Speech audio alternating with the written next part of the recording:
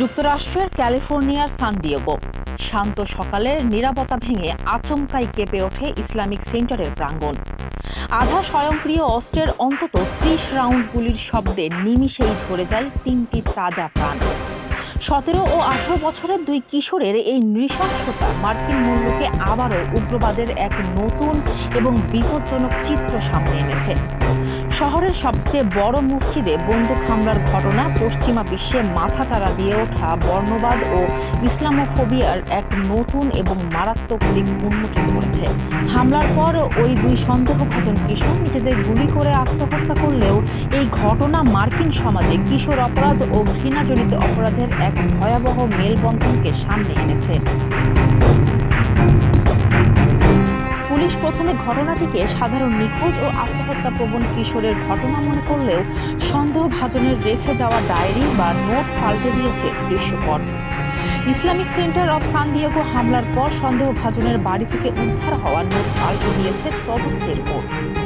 San Diego police প্রধান Scott ওয়ালহ জানিয়েছেন, কিশোরের রেখে যাওয়া নোটে স্পষ্ট তীব্র ঘৃণামূলক বক্তব্য ও বিদ্বেষপূর্ণ ভাষা পাওয়া গেছে। অর্থাৎ এই হামলা কোনো আকস্মিক মানসিক অবসাদের ফল ছিল না, বরং এটি ছিল সুপরিকল্পিত বর্ণবাদী বিদ্বেষের বহিঃপ্রকাশ। সামরিক পোশাক পরে মায়ের রেখে যাওয়া আধা স্বয়ংক্রিয় অস্ত্র চুরি করে ক্যালিফোর্নিয়ার এই বৃহত্তম মসজিদে মাত্র কয়েক মিনিটের ব্যবধানে ৩০ রাউন্ড গুলি চালানো এবং পরে নিজেরা আত্মহত্যা করা, যা স্পষ্ট ইঙ্গিত করে এটি কোনো মানসিক বিকারগ্রস্ত নয়, বরং এটি সুপরিকল্পিত ঘৃণাজনিত অপরাধ। হামলার পর দুই খুনি কিশোর কেইন ক্লার্ক ও ক্যালেব ভাজকুয়েজ নিজেদের গাড়ির ভেতরেই আত্মহত্যা করে। এই হামলার আরও বড় ধরনের রক্তগঙ্গা বইতে পারত, কারণ মসজিদের ভেতরে তখন আল রশিদ স্কুলের শিশুরা ভাষা ও ধর্মীয় শিক্ষা নিচ্ছিল। কিন্তু ৮ সন্তানের জনক এক মুসলিম নিরাপত্তা কর্মী আমিন আবদুল্লাহ নিজের বুক চিতিয়ে হামলাকারীদের রুখে দিয়ে বাঁচিয়েছেন ভেতরে থাকা আল রশিদ স্কুলের শত শত শিশুর প্রাণ।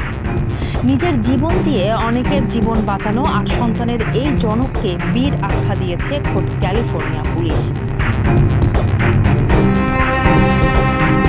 সামনে মুসলিম সম্প্রদায়ের অন্যতম বড় ধর্মীয় উৎসব ঈদুল আজহা। এমন সময়ে উপাসনালয়কে লক্ষ্যবস্তু করায় ক্ষোভ প্রকাশ করেছেন ইসলামিক সেন্টারের পরিচালক তাহা হাসান। তার স্পষ্ট বার্তা, এটি উপাসনালয় কোনো যুদ্ধক্ষেত্র নয়। ক্যালিফোর্নিয়ার গভর্নর গাভিন নিউসম এই ঘটনাকে সন্ত্রাসী হামলা হিসেবে আখ্যা দিয়ে তীব্র নিন্দা জানিয়েছেন। এমনকি মার্কিন প্রেসিডেন্ট ডোনাল্ড ট্রাম্পও একে ভয়াবহ পরিস্থিতি বলে মন্তব্য করেছেন। FBI এই ঘটনার তদন্তে নেমেছে, তবে বিশ্লেষকরা বলছেন নিউজিল্যান্ডের ক্রাইস্ট চার্চ থেকে শুরু করে সান ডিয়েগো, পশ্চিমা বিশ্বে মুসলিম ও তাদের উপাসনালয়গুলো যেভাবে বারবার উগ্র শ্বেতাঙ্গ বা কিশোরদের সফট টার্গেটে পরিণত হচ্ছে, তা মার্কিন অভ্যন্তরীণ নিরাপত্তা ও সামাজিক সহনশীলতাকে এক বড় প্রশ্নের মুখে দাঁড় করিয়ে দিল। পশ্চিমা বিশ্বে বারবার কেন মুসলিম উপাসনালয়গুলো উগ্রবাদের সহজ নিশানা হচ্ছে? বিশ্লেষকদের মতে মার্কিন যুক্তরাষ্ট্রের লাগামহীন বন্দুক সংস্কৃতি আর সমাজ জুড়ে ছড়িয়ে পড়া ইসলামোফোবিয়াই এই কিশোরদের খুনিতে রূপান্তর করছে। আর এই কাঠামোগত ব্যাধির চিকিৎসা না হলে কোনো উপাসনালয়ই হয়তো আর নিরাপদে থাকবে না। ফারজানা হাসিন, মানবকণ্ঠ।